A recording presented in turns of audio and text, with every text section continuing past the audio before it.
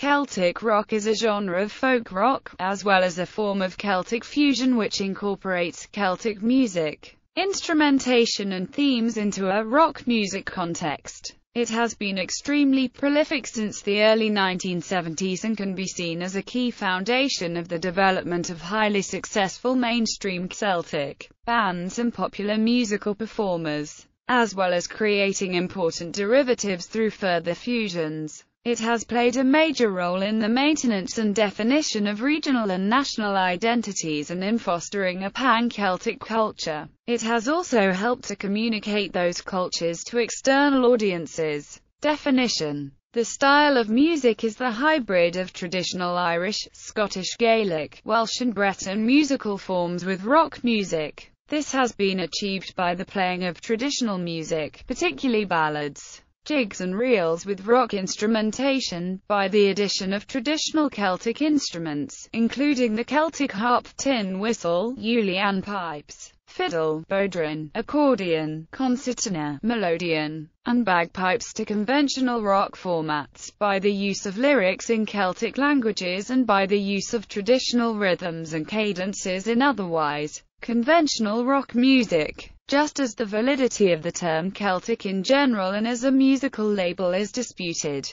the term Celtic rock cannot be taken to mean there was a unified Celtic musical culture between the Celtic nations. However, the term has remained useful as a means of describing the spread, adaptation and further development of the musical form in different but related contexts. History. Origins: Celtic rock developed out of the electric folk scene at the beginning of the 1970s. The first recorded use of the term may have been by the Scottish singer Donovan to describe the folk rock he created for his Open Road album in 1970, which itself featured a song named Celtic Rock. However, the lack of a clear Celtic elements to the self-penned tracks mean that even if the name was taken from here, this is not the first example of the genre that was to develop. Ireland. It was in Ireland that Celtic rock was first clearly evident as musicians attempted to apply the use of traditional and electric music to their own cultural context.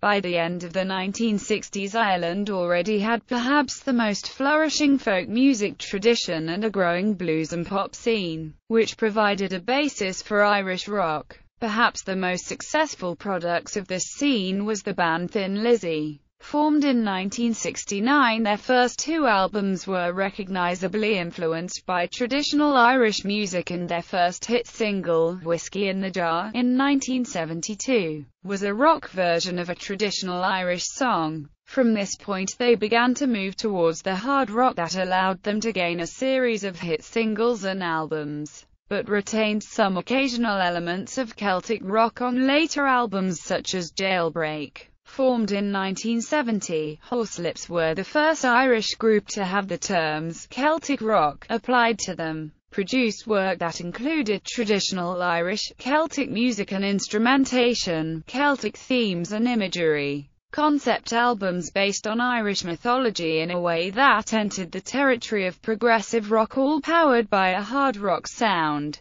Horselips are considered important in the history of Irish rock as they were the first major band to enjoy success without having to leave their native country, and can be seen as providing a template for Celtic rock in Ireland and elsewhere. These developments ran in parallel with the burgeoning folk revival in Ireland that included groups such as Planxty and the Bothy Band. It was from this tradition that Clannad, whose first album was released in 1973, adopted electric instruments and a more New Age sound at the beginning of the 1980s. Moving Hearts, formed in 1981 by former Planxty members Christy Moore and Donal Lunny, followed the pattern set by Horselips in combining Irish traditional music with rock, and also added elements of jazz to their sound. Scotland. There were already strong links between Irish and Scottish music by the 1960s, with Irish bands like the Chieftains touring and outselling the native artists in Scotland.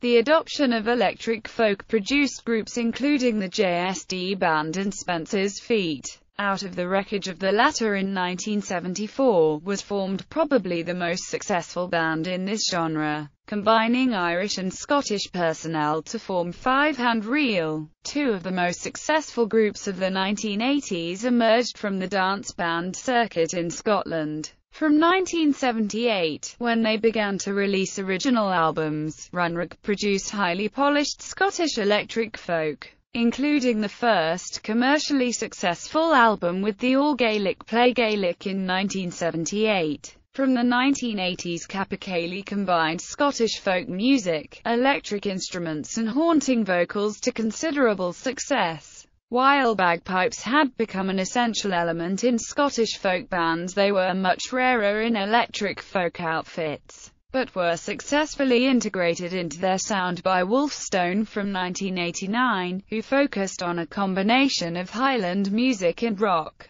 Brittany also made a major contribution to Celtic rock. The Breton cultural revival of the 1960s was exemplified by Alan Stivell, who became the leading proponent of the Breton harp and other instruments. From about 1960, he then adopted elements of Irish, Welsh and Scottish traditional music in an attempt to create a pan-Celtic folk music, which had considerable impact elsewhere, particularly in Wales and Cornwall. From 1972 he began to play electric folk with a band including guitarists Dan Arbraes and Gabriel Yacoub. Yacoub went on to form Malicorne in 1974, one of the most successful electric folk band in France. After an extensive career that included a stint playing as part of Fairport Convention in 1976, Arbraes formed the pan-Celtic band Heritage des Celtes, who managed to achieve mainstream success in France in the 1990s.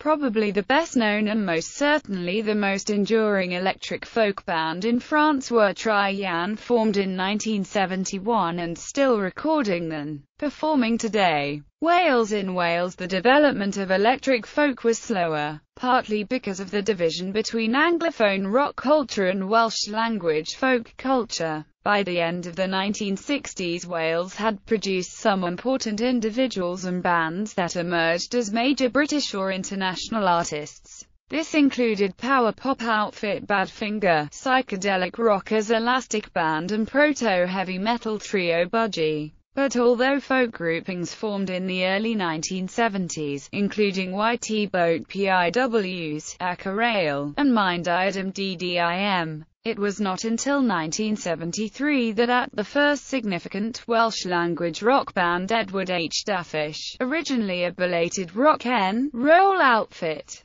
caused a sensation by electrifying and attempting to use rock instrumentation while retaining Welsh-language lyrics. As a result, for one generation, listening to Welsh-language rock music could now become a statement of national identity. This opened the door for a new rock culture, but inevitably most Welsh-language acts were unable to break through into the Anglophone-dominated music industry. Cornwall and the Isle of Man, whereas other Celtic nations already had existing folk music cultures before the end of the 1960s, this was less true in Cornwall and the Isle of Man, which were also relatively small in population and more integrated into English culture and the British state. As a result, there was relatively little impact from the initial wave of folk electrification in the 1970s. However, the pan-Celtic movement, with its musical and cultural festivals, helped foster some reflections in Cornwall, where a few bands from the 1980s onwards utilised the traditions of Cornish music with rock,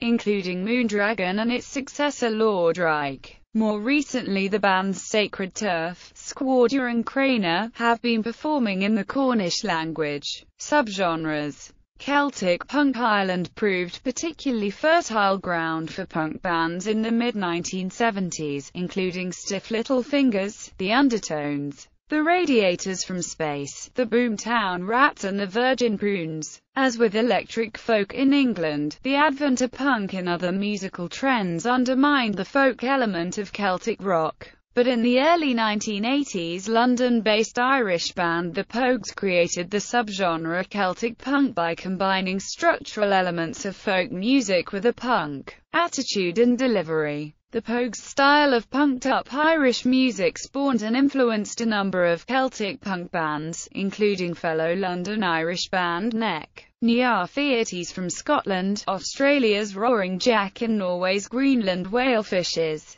Diaspora Celtic punk. One byproduct of the Celtic diaspora was the existence of large communities across the world that looked for their cultural roots and identity to their origins in the Celtic nations. While it seems young musicians from these communities usually chose between their folk culture and mainstream forms of music such as rock or pop, after the advent of Celtic punk, relatively large numbers of bands began to emerge styling themselves as Celtic rock. This is particularly noticeable in the USA and Canada, where there are large communities descended from Irish and Scottish immigrants. From the USA, this includes the Irish bands Flogging Molly, The Tosses, Dropkick Murphys, The Young Dubliners, Leprechauns, Black 47, The Kildares, The Drovers and Jackdaw, and for Scottish bands Seven Nations, Prydain and Flatfoot 56. From Canada are bands like the Mahones, Enter the Haggis, Great Big Sea, The Real Mackenzies and Spirit of the West. These groups were naturally influenced by American forms of music, some containing members with no Celtic ancestry and commonly singing in English. A band in England is the Bible Code Sundays, Celtic metal like Celtic rock in the 1970s.